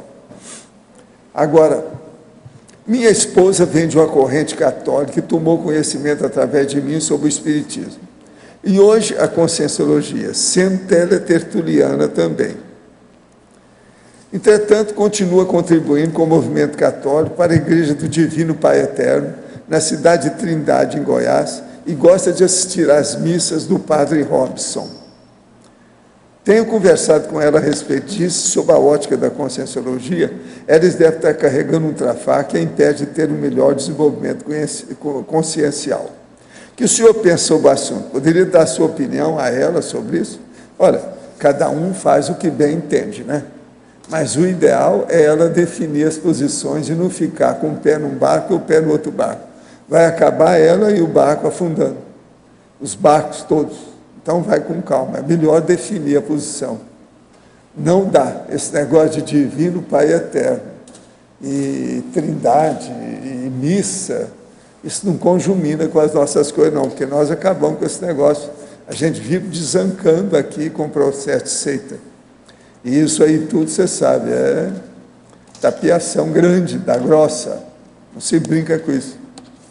Meu avô era caçador e matou muitos animais por caça. Alguns alimentavam, outros não. Nascido em 1915, cidade do interior. O que acontece normalmente a essas pessoas após sua dessoma? Tem um contraponto muito importante, que ele era extremamente solidário, ajudando e salvando muitas pessoas de alcoolismo e tirando veneno de cobra para salvá-lo. Olha, eu não sei de ver o que aconteceu com o seu avô. Agora, com o meu, o que aconteceu? Ele fazia isso tudo, ajudava todo mundo, foi delegado, aquela coisa toda. 22 anos depois, eu encontrei com ele, ainda estava ainda com Alzheimer. Tudo é possível, ninguém sabe. Agora, quando ele morreu, tinha 3 balas no corpo. Chumbo. Qual a sua opinião sobre cosméticos dermatologicamente testados em animais? Recentemente foi divulgada fotos na internet sobre os coelhos expostos a produtos irritantes nos olhos pela Avon. O mesmo ocorre com macacos, cachorro, em quase todas as indústrias cosméticas. O que você tem para falar sobre isso? Muita coisa.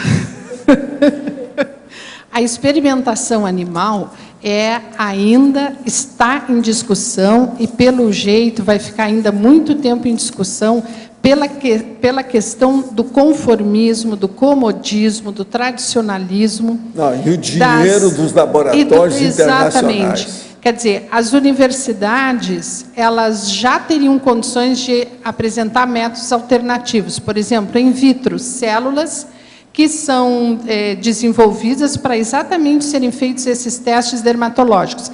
Mas o que eles preferem? Um coelho que é barato, que é procriado e reproduzido muito. Existe toda uma indústria dos aparelhos de contenção nesses laboratórios, que nesses anos todos que eu estudo isso, eu tive muito problema em ver as fotos. Eu ainda, às vezes, me convulsionava, até ânsia de vômito, porque são fotos que são violentas por si só. Por exemplo, no caso do coelho. Por que escolhem o coelho? Porque ele é manso e porque ele tem olhos grandes. Então, uma das coisas que nós, consumidoras de cosméticos, temos por obrigação moral, nem cosmoética, é sempre que for comprar um cosmético, olhar para ver se tem o selo que mostre que não há testagem animal. E isso, entrando na internet, no www.peta.org, eles atualizam constantemente todos os elementos de consumo. A cosmética especificamente. Então, como é que é feito esse teste de toxicidade dermatológico? O coelho é amarrado, praticamente pregado numa mesa, só fica com a cabeça de fora, porque ele não pode mexer o corpo, né? E é pingado ali a substância química inclusa naquele cosmético, a ponto de que ele passa por horas e horas e horas de queimação ocular, feridas, cegueira, sem ter o direito nem de sacudir a cabeça.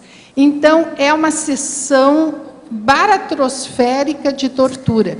Então, o que a gente pode fazer? Não vamos ser os ecoterroristas de chegar lá no laboratório, apesar de que também tem o seu motivo de ser, né? Porque se não fosse isso, nem a Declaração dos Direitos dos Animais em 1978 ocorreria. Ela só ocorreu porque as pessoas foram, invadiram, bateram fotos.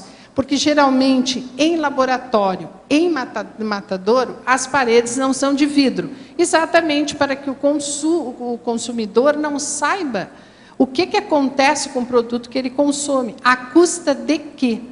Então, isso é uma coisa muito comum, é o teste DRAIS, especificamente do coelho. Agora, uma coisa, você já viu os coelhos que eu tenho lá, uma família de 5 membros que eu comprei por 120 pratas? Não vi. Olha na porta lá de casa que você vai ver. Uma beleza a família que eu tenho lá de coelhos. Coelho é vivo ou é objeto? Eu vi que só tem um schnauzer ali na porta. Pois é, né? eles são de massa. são Agora, é de uma massa. beleza os coelhos. Todo mundo fica encantado com os coelhinhos lá.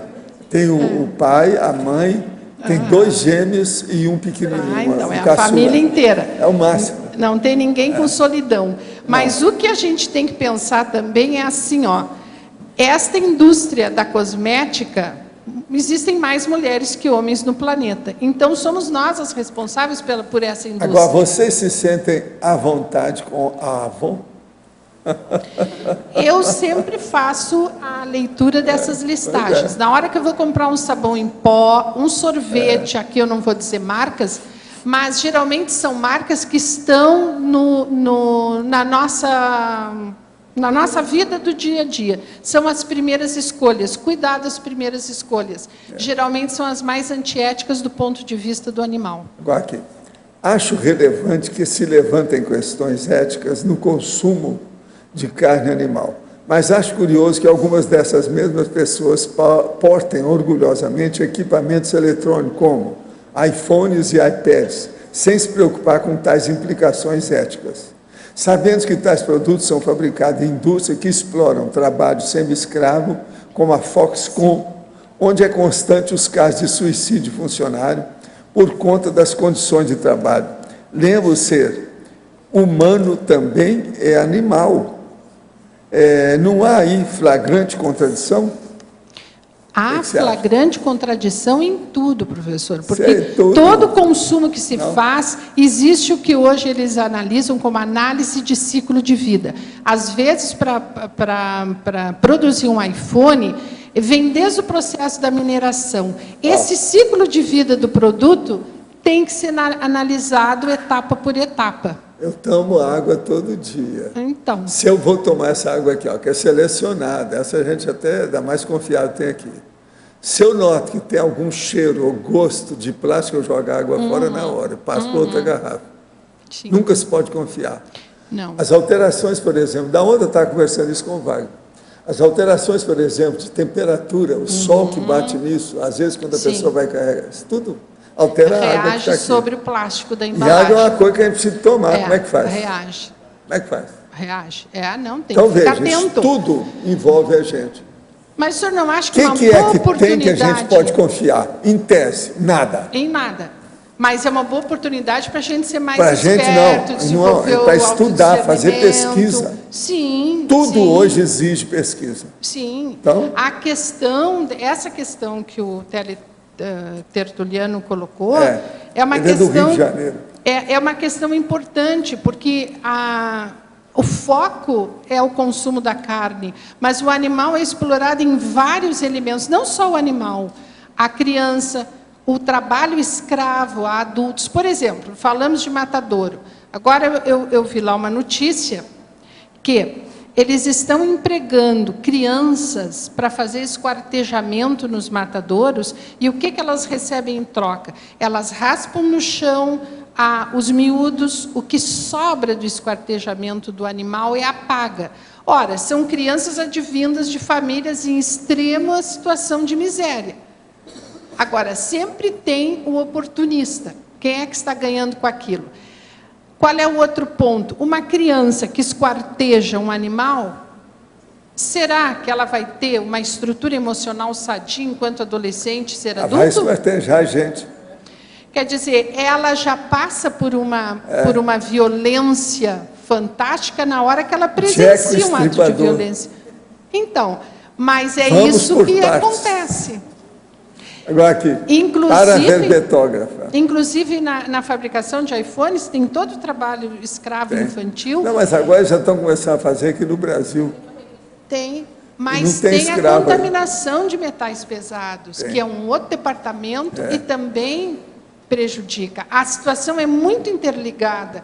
O animal é a espécie bandeira, mas todos Escuta, estamos nesse vamos dar o processo. resumo disso O resumo rapidinho, da entre ópera. parênteses. O resumo é o seguinte. A SOCIM, que é a Sociedade Intrafísica, ela é patológica. Por quê?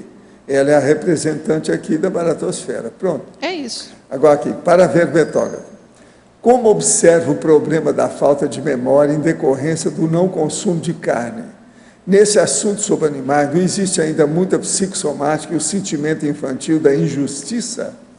Esse está querendo defender Não. indiretamente. Não adianta. Exatamente. Não, eu não concordo. Eu Também vou me não. preservar o direito do binômio admiração-discordância. Admirei sua participação, mas discordo frontalmente do seu posicionamento. Nós não mesmo. podemos, com argumentos falaciosos, tapar o sol com a peneira. Nós vivemos num mundo de injustiça, sim. A injustiça faz parte, mas cada um de nós tem que se negar, pelo menos a injustiça que ele saiba que esteja cometendo, ele tem que reciclar. Para isso que a gente Viva a ressona. Mangueira. É isso aí. Não sou a favor de aquários. Penso que os animais devem viver em seus ambientes naturais.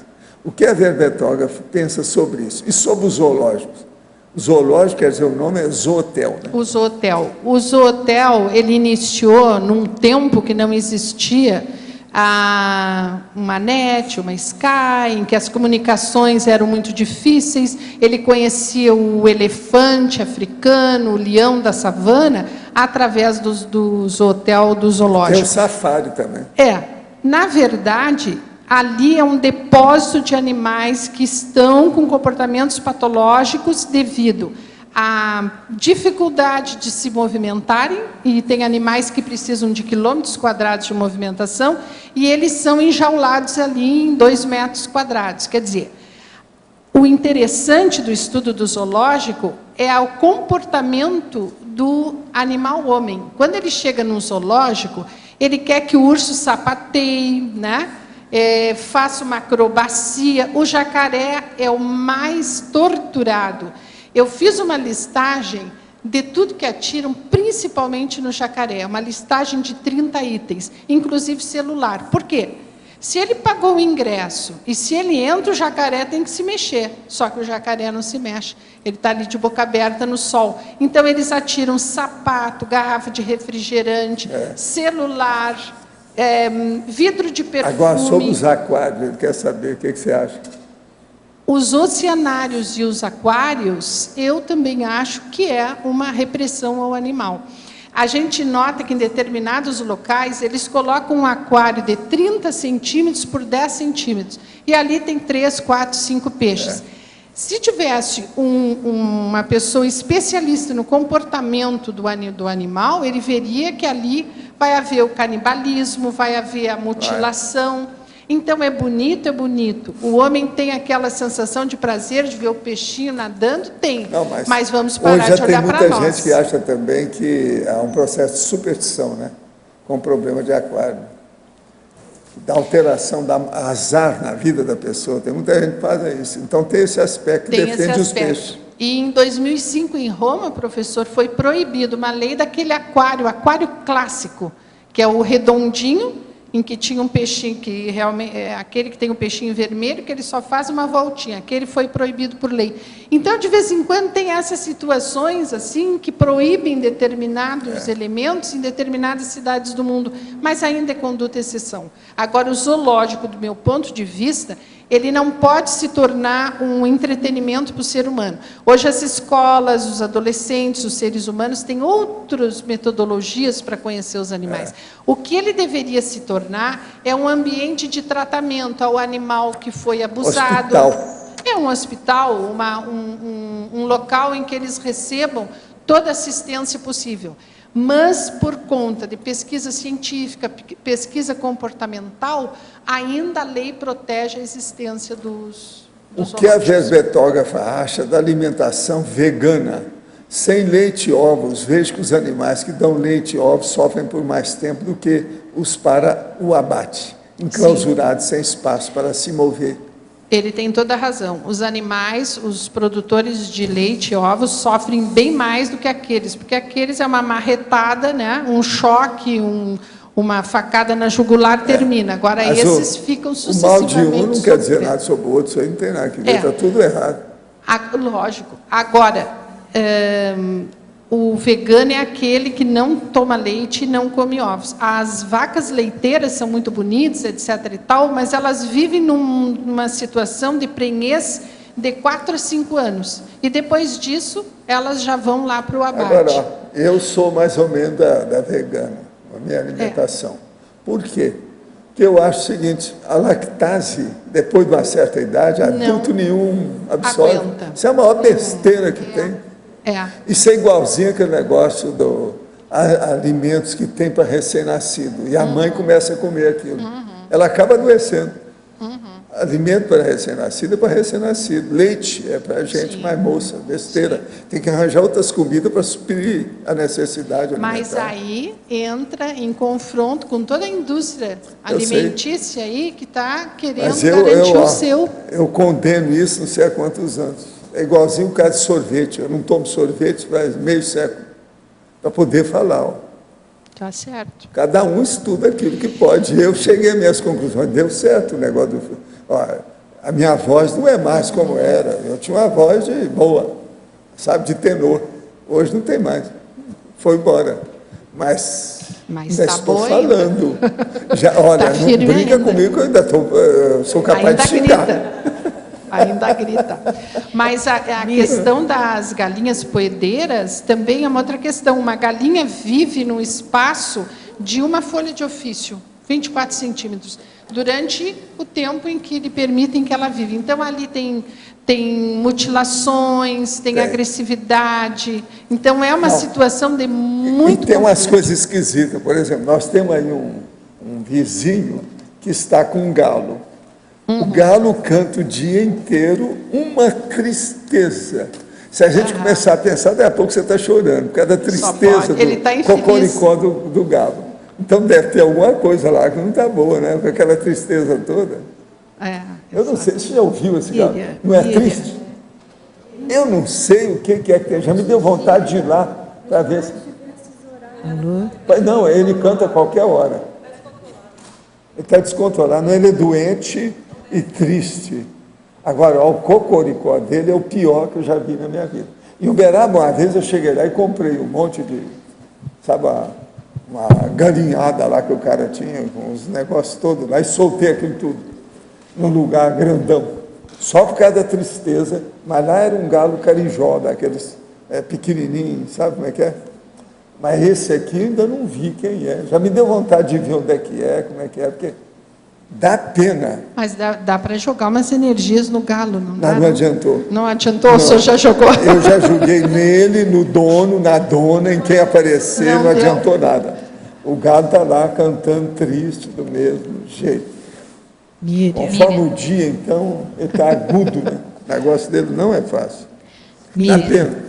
Sim, o telefone da ONG, você poderia passar, no caso da pessoa querer ser voluntária, ou às vezes de chegar, ter um animal, às vezes não saber o que fazer, ter uma orientação. Você teria esse telefone?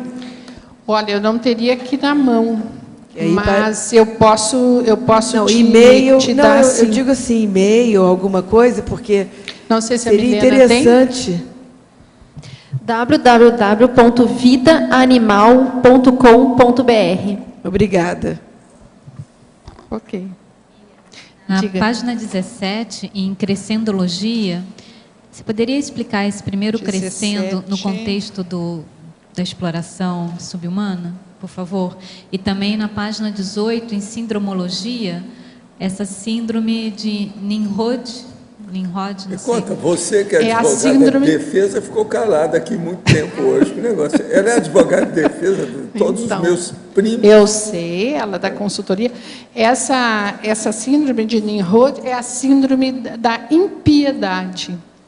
Eu não sei se ele é real ou não, mas ele representa a impiedade. Então, em relação à tirania do homem frente ao animal, tem determinadas situações que ele passa assim pela síndrome de Nimrod. E na crescendologia,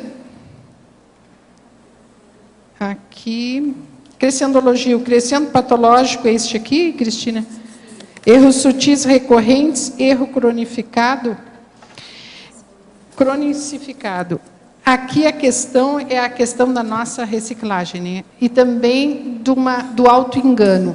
Às vezes, por tu achares que a metodologia de ajuda é muito maior do que as tuas capacidades, ou só tem aquele método para melhorar a situação de outras consciências, a gente acaba não fazendo nada.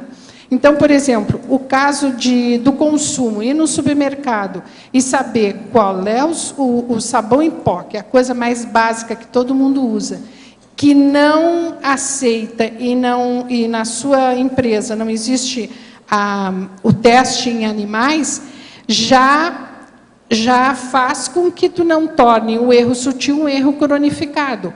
Porque as pessoas chegam e vão na primeira opção, elas não raciocinam sobre o que elas estão consumindo. E hoje a força está na mão do consumidor. E, por incrível que pareça, as empresas estão ouvindo muito mais os adolescentes e as crianças, que, segundo pesquisas, são as pessoas que mandam no consumo familiar. Então, a que ponto chegamos, né? Então, esse erro sutil, ele é tão repetido que ele se torna cronificado. Nós temos que estar atentos a essas sutilezas. Não sei se eu te respondi. Tá ok.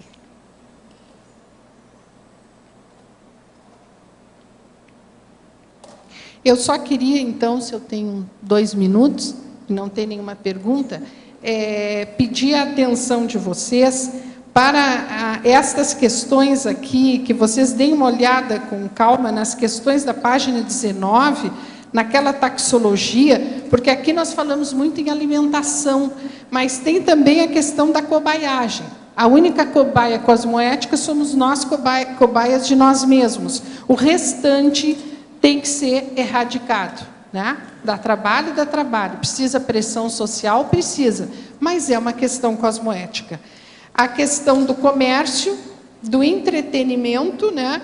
Sempre o entretenimento do ser humano é a desgraça do subhumano.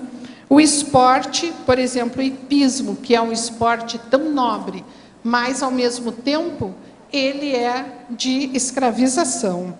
A questão da religião, o sacrifício de sub-humanos nas seitas religiosas, que a lei ainda é fraca, é pífia, é temerosa, é tímida em relação a esse tipo de organização.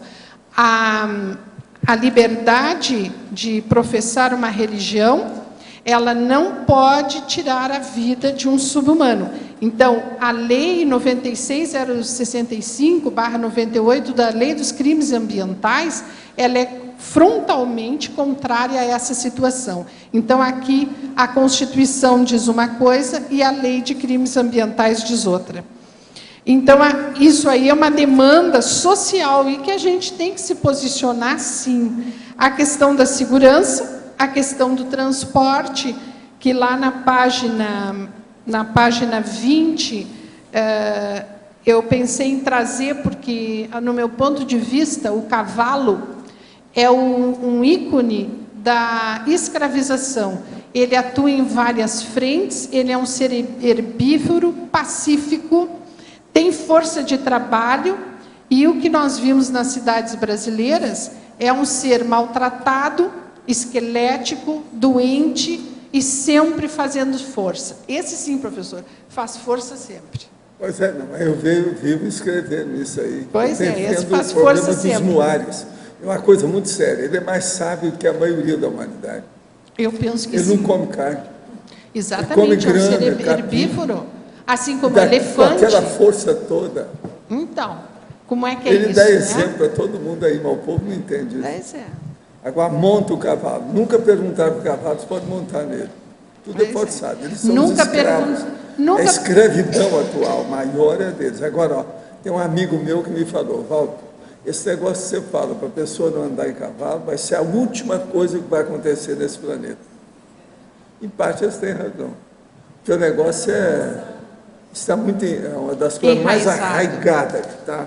O problema de andar a cavalo. Está muito enraizado. Tem. É terrível. Eu nunca montei no cavalo. Sempre fui contra, desde pequeno. Agora, cheguei a andar em carro de boi que tinha os bois puxando. Aqui não tinha, porque era obrigado lá pelo serviço que eu fazia. Pequeno, menino, 10 anos de idade. Mas as coisas, elas acabam acontecendo numa determinada época, num determinado contexto. Fora daquele contexto, com o passar dos anos, a nova tecnologia, as coisas se tornam anacrônicas e o homem não percebe que aquilo é um anacronismo. Agora, na minha terra tinha coisa brava. O cara estava machucando lá os cavalos lá, que estava puxando a carroça dele. Eles acabaram com o cara. De vez em quando é isso. Isso tudo aconteceu. Quer dizer, não precisava tanto, apenas uma boa educação. Mas a pessoa ficava indignada devido à raiva do sujeito. É terrível. Se vê em cenas muito violentas com cavalos nas ruas da cidade. No caso, especificamente de Porto Alegre, tem uma lei para acabar com as carroças. Escuta só.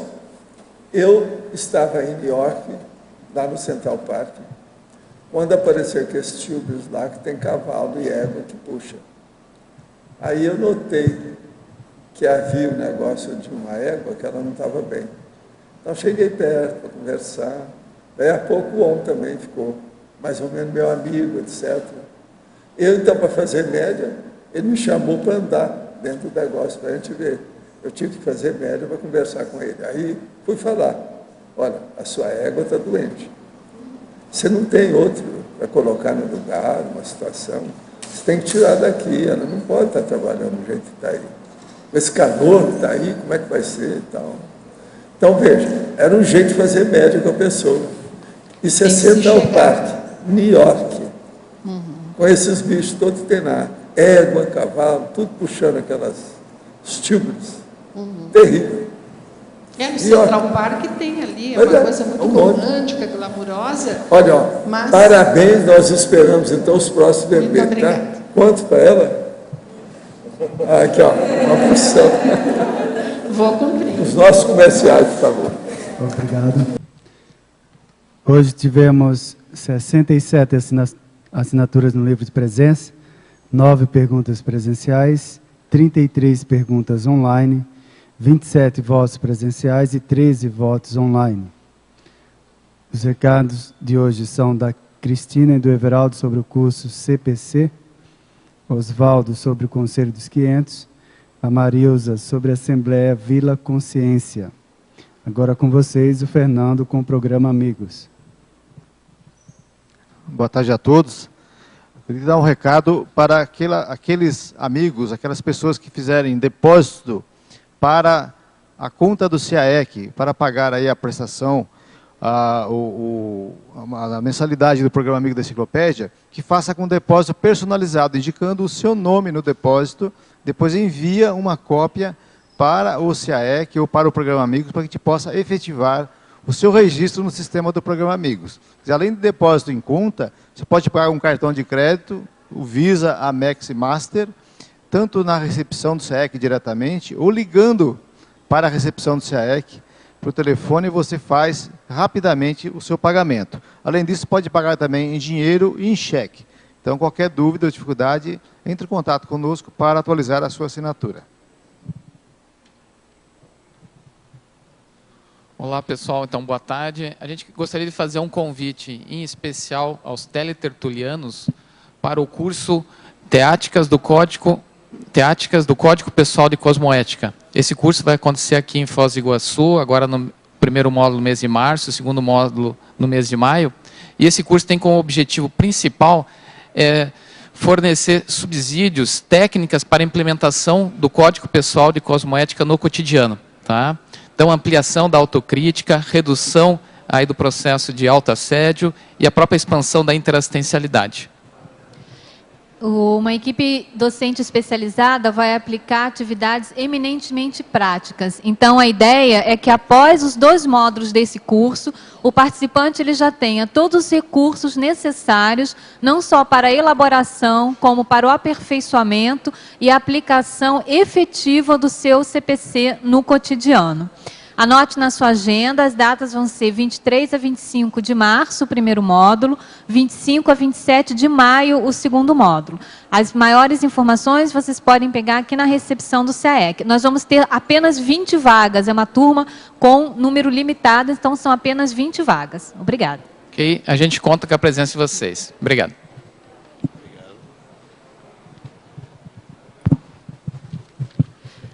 Olá, boa tarde a todos. A Comissão de Gestão do Conselho dos 500 convida os cosmopolitas para a Assembleia Geral que ocorrerá no dia 4 de março de 2012, das 15 às 17 horas, no Auditório do Discernimento. Os cosmopolitas de Foz do Iguaçu e os conselheiros residentes em outras cidades podem enviar os assuntos de interesse da comunidade para compor a pauta a ser apreciada e votada durante a Assembleia.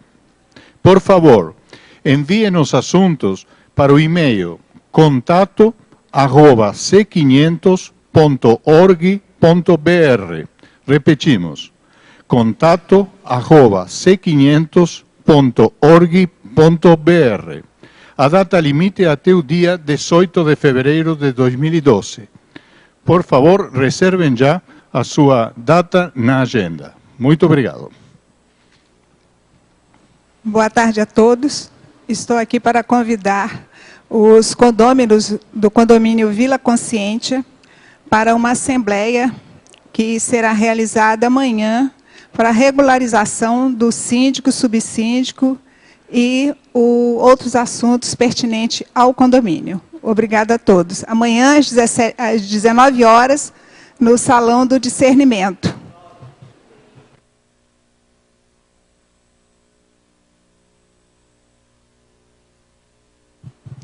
E para amanhã teremos o verbete Monarquia da especialidade para patologia, a autora professora Laura Sanches.